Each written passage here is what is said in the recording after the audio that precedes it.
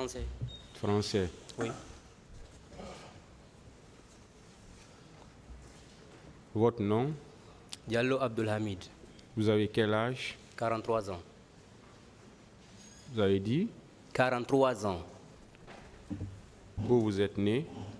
Je suis né à Tougué. Où? À Tougué, Tougué. Quelle est votre profession? Je suis comptable de profession. Votre domicile? Koloma. Dites au tribunal ce qui s'est passé. Merci, Monsieur le Président.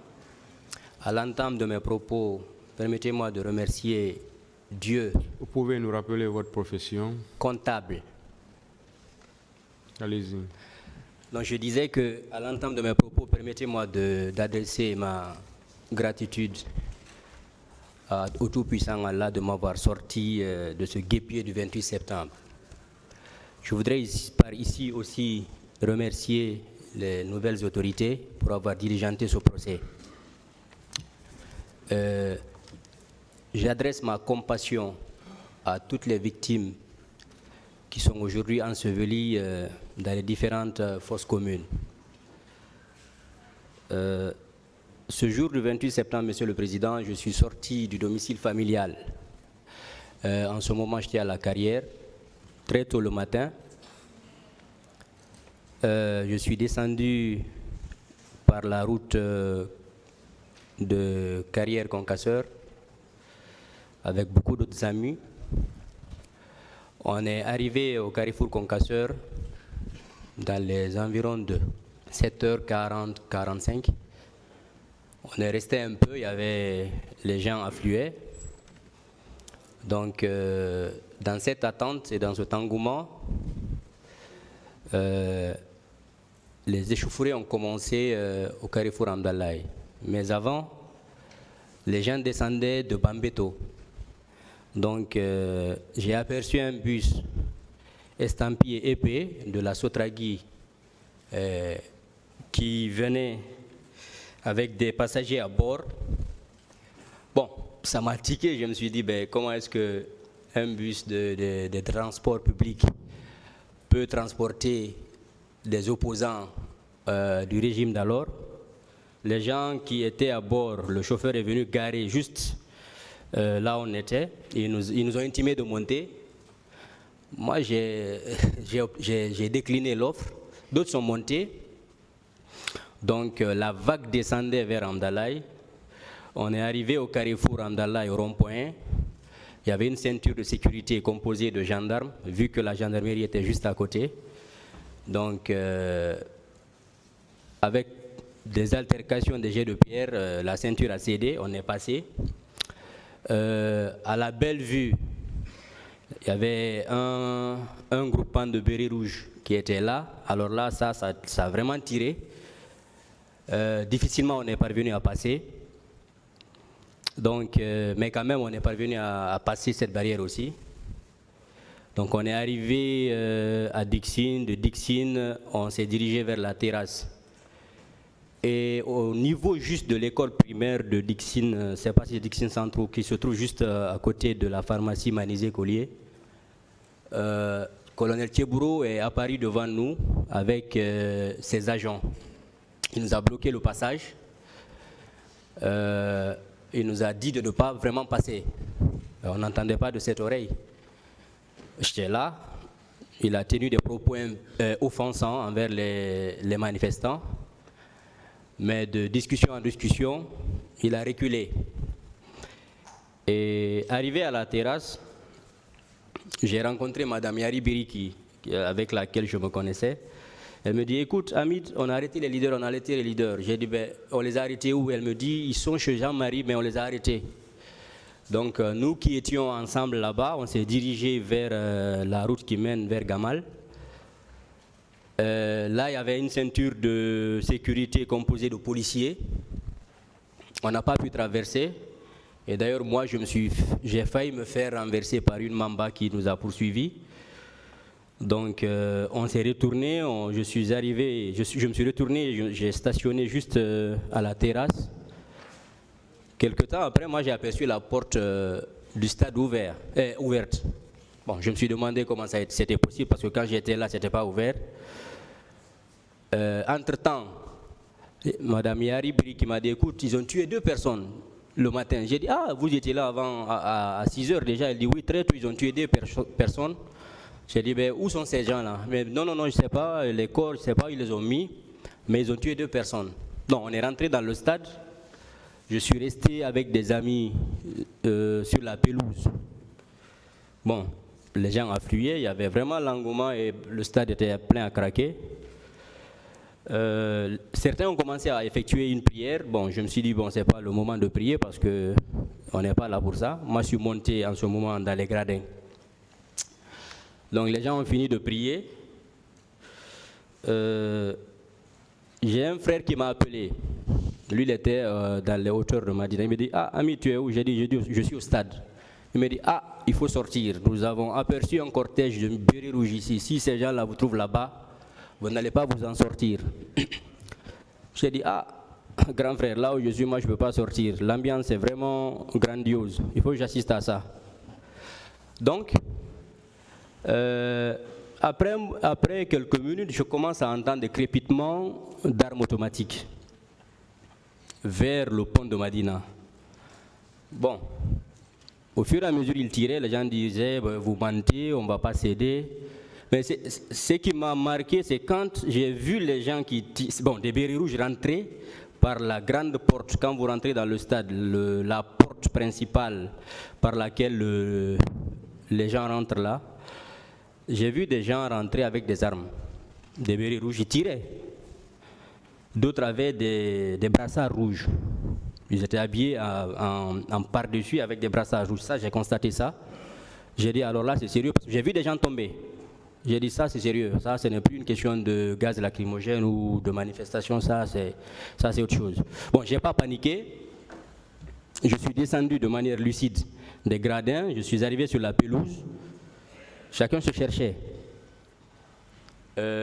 On s'est dirigé vers la deuxième porte du stade. Quand tu es sur la pelouse, il y a une autre porte. Quand tu fais face à la tribune, elle est située à gauche. Donc, tout le monde s'est dirigé vers là-bas parce que ceux qui tiraient, ils sont rentrés par l'autre porte. Alors, il y avait une forte bousculade. Je ne sais pas, il y a un monsieur qui est passé ici, qui a perdu sa maman. Moi, j'étais avec la dame là à la porte. Elle a pleuré, elle me disait en sous Womali, c'est aidez-moi, aidez-moi. Elle était à bout de souffle. Je me suis retourné, j'ai observé parce qu'elle était vraiment massue, très grosse. J'ai compris que celle-ci ne pourra pas s'en sortir. Et elle a commencé à tomber devant moi. Mais moi, j'ai eu la chance de sortir. Mais mes biceps étaient vraiment épuisés. Je me suis dirigé vers la cour qui mène vers les rails. Parce que là, les gens, il y a d'autres qui étaient sur la cour, qui aidaient les gens à monter et descendre vers la SIG et partir dans le quartier de la SIG. Ben, je suis arrivé là-bas.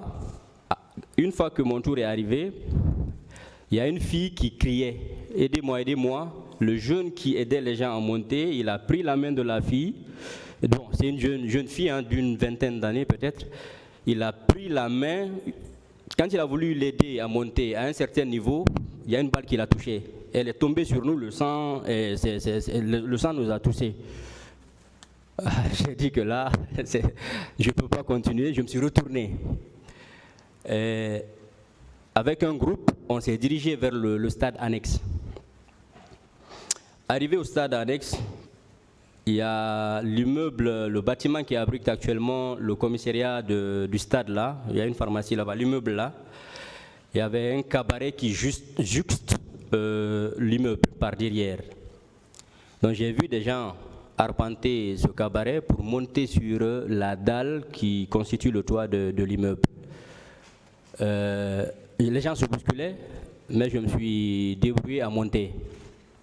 Je suis monté, c'était dans l'intention de redescendre sur la terrasse, parce que je pouvais sauter. C'est vraiment haut, mais je me suis dit, ben, c'est l'ultime solution. Et là, quand on est arrivé sur la dalle, on s'est accroupi parce qu'on a aperçu les bérets rouges. Et là, j'ai pu compter 6 corps sur l'esplanade. Ça, j'ai bonne souvenance. j'ai compris que ça, c'est des personnes qui ont été tuées. Et ils continuent à tirer sur les gens à bout portant. J'ai dit, ben, si je descends ici, c'est que c'est fini pour moi. Alors j'ai rebroussé chemin. J'avais un téléphone Alcatel. J'ai compris que là, maintenant, c'est fini. Il faut de toutes les façons chercher à se sauver. J'ai enlevé la puce dans le téléphone. Je l'ai mis dans ma bouche. J'ai mis la puce dans ma bouche. J'ai pris le téléphone. Je l'ai mis sous mes chaussettes. J'ai porté mes chaussures. Donc il y a un poteau qui est derrière ce immeuble dont je vous parle, à l'angle, sur la route de l'Andrea. Un poteau en aluminium. Je suis parti par là-bas, je suis descendu. Et là, il y avait des gendarmes, pas des bérets rouges, qui avaient des machettes, des gourdins sur lesquels il y avait des pointes, des couteaux. Je suis descendu, j'avais de l'argent dans mes différentes poches, une somme de 22 000 que j'avais scindé à hauteur de 5 000, 12 500 et 5 000. Le premier que j'ai rencontré, il a mis sa main dans ma poche, il a pris les 5 000. J'ai continué. Bon, au fur et à mesure que chacun me dépouillait de mon argent, je passais. Et arrivé à la porte du stade, côté l'Andrea, il y a une porte là-bas, elle n'est pas souvent ouverte. Là, on voit les journaux. Il y avait un camion, mais elle était ouverte ce jour-là. Il y avait un camion militaire qui était stationné juste derrière. J'arrive, le dernier qui m'interpelle, il me dit, donne l'argent. J'ai dit, ben, j'ai pas d'argent. Il dit, ah, tu mens, tu n'as pas d'argent. J'ai dit, moi, j'ai pas d'argent, tes amis ont tout pris. Je n'ai que ma carte. Il dit, non, tu mens. Il m'a donné un coup sur le visage. Ben là, j'étais à bout de nerfs, j'ai répliqué. Bon, leur chef, qui était à côté, il dit, ben, embarquez-le. Dans ce camion, j'ai été le premier à être embarqué. J'ai pas résisté. Je me suis laissé embarquer. Je me suis assis. Au fur et à mesure qu'ils embarquaient les gens, moi j'étais là, j'observais. Quand le camion fut plein, ils nous ont dit qu'ils vont nous amener au camp Al-Faya. J'ai dit, ben allons-y. Mais entre-temps, j'avais ma carte, parce que j'ai fait droit des affaires à l'université. Sur la carte, c'est écrit juriste. Donc, parmi les militaires qui nous ont arrêtés, j'ai dit à l'un d'entre eux, écoute, vous ne pouvez pas m'arrêter. Il dit, mais pourquoi, tu es fort de quoi? J'ai dit, parce que je suis journaliste. Chacun devait passer par tous les moyens pour se sauver. Il dit, ah, tu es journaliste? J'ai dit, oui. Il dit, tu as la carte ici? J'ai dit, oui. J'ai sorti ma carte, je l'ai montré. Il dit, mais c'est écrit juriste. J'ai dit, mais mon frère, tu peux faire quelque chose à l'école et faire autre chose dans la vie courante. Il dit, bon d'accord, reste tranquille, on va étudier ton cas.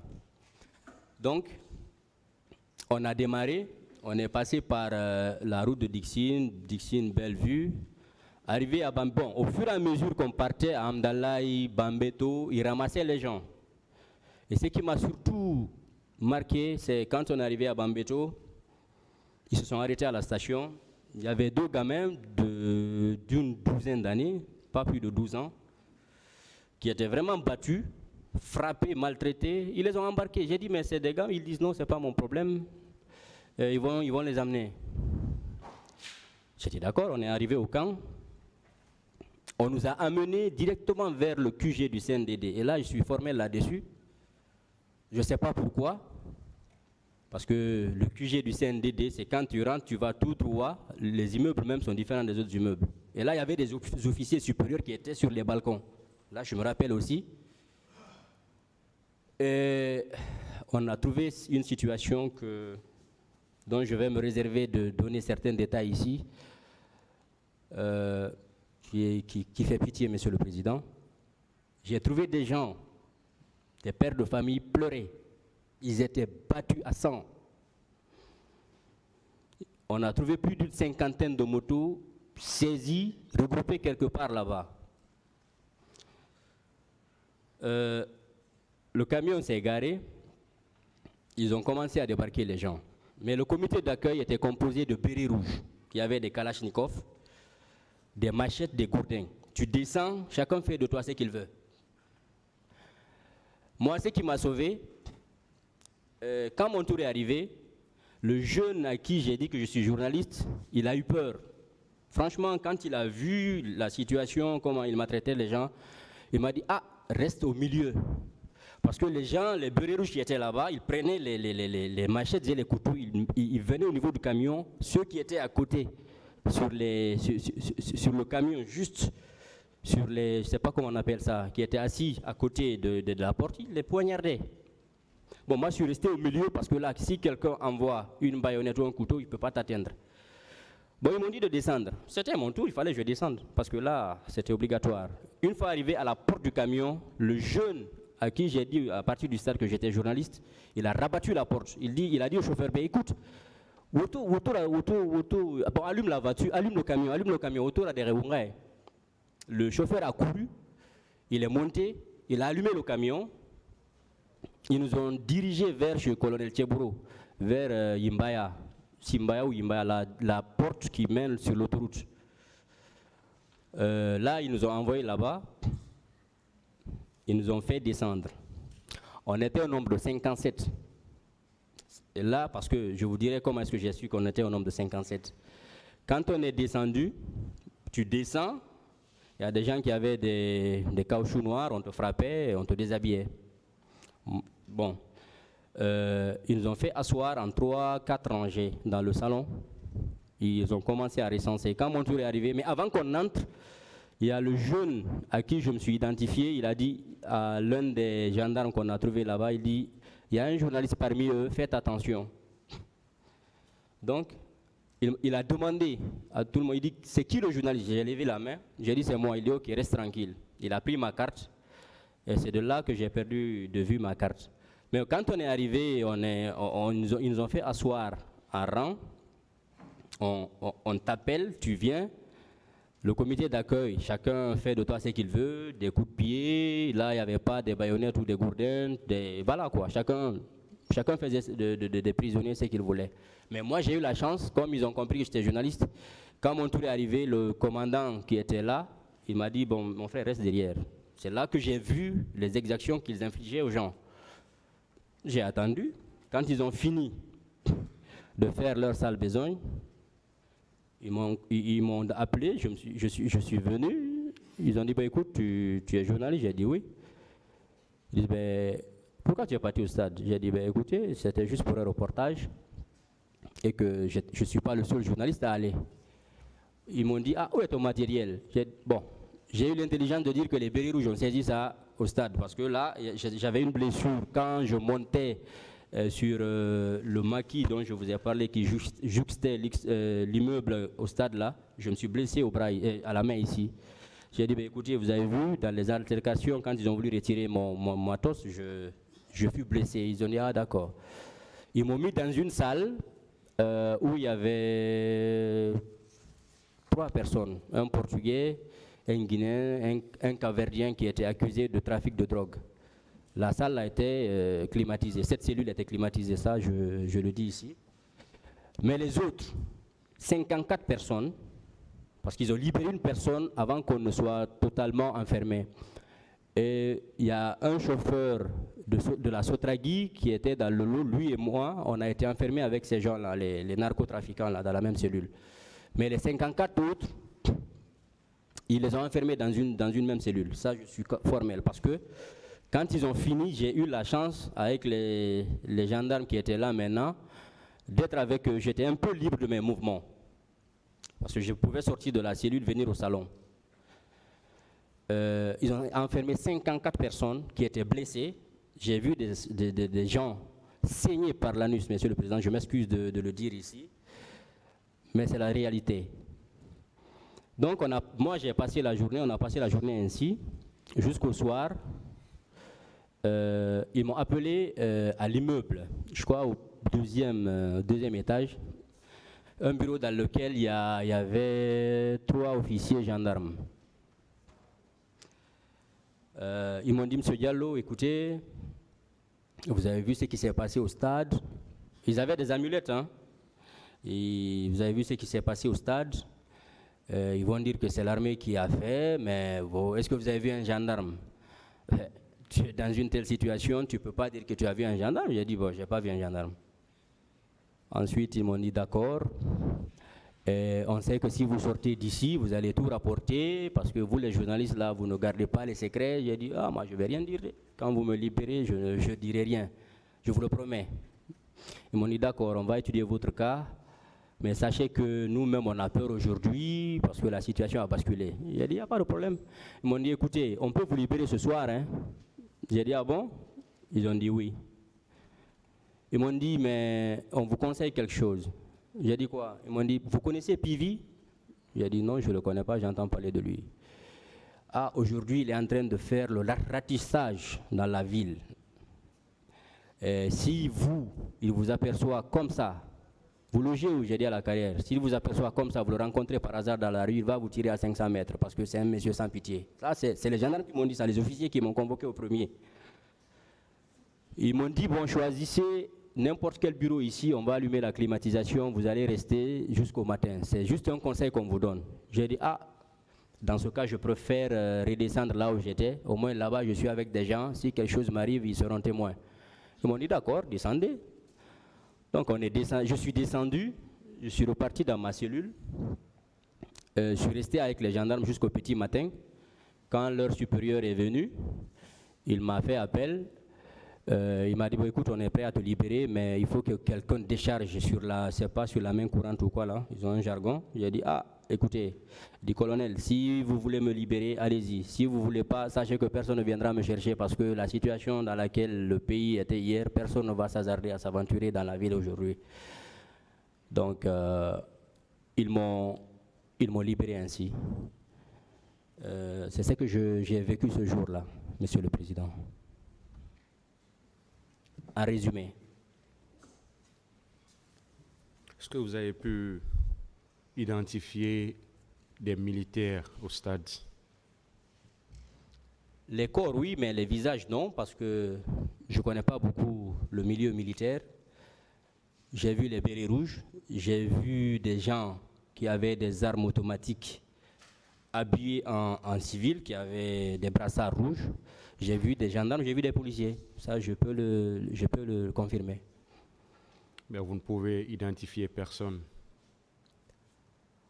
Pour une question de sécurité, ceux que je peux identifier ne sont pas dans le box là.